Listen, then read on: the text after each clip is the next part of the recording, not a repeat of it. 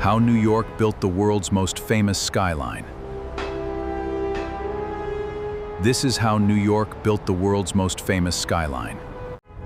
New York City, a skyline built on dreams, where every spire tells a story of architectural triumph.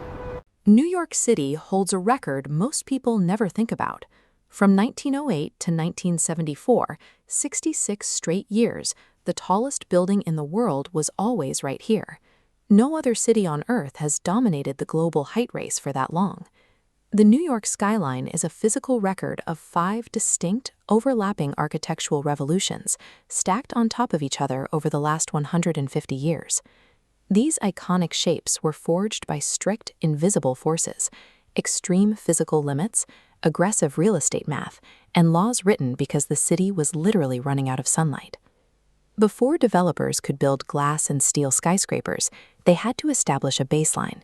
In the mid-1800s, long before towers reached the clouds, the area we now call SoHo became the world's largest laboratory for cast-iron architecture. The innovation centered on mass production.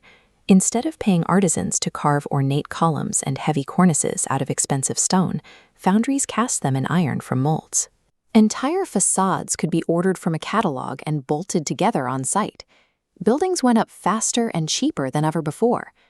If you look at the repetitive patterns and huge windows on these 1870s warehouses, you can see the modular logic of the skyscraper's ancestors. Roughly 500 of these survive in SoHo today, most from the 1870s. But cast iron was only a rehearsal. Breaking past 5 or 6 stories required 3 entirely new ingredients that had not yet been perfected.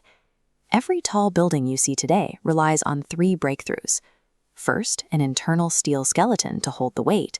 Second, the commercial passenger elevator, making height economically viable. And third, a municipal rulebook to govern the growth. Once steel skeletons and elevators were ready in the early 1900s, height became the ultimate corporate status symbol.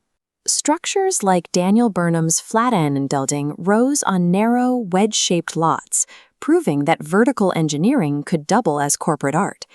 In this era, there were almost no rules restricting how big these towers could get. Developers realized that to maximize their square footage, they could build straight up, covering every inch of their property and rising as high as the steel would take them. This created a severe environmental problem.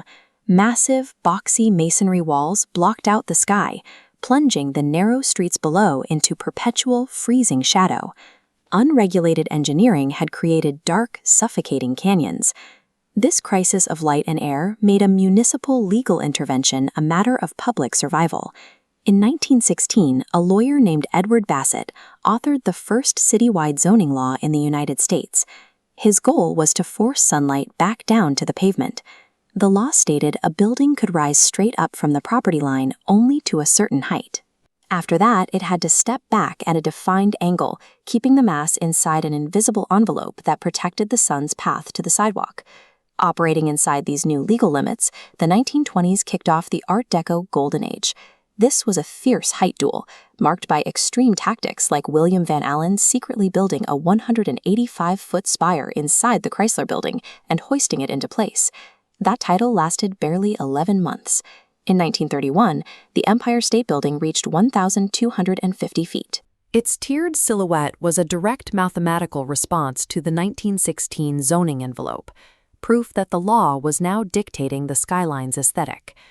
We romanticize those towering wedding cake profiles as the height of 1930s style.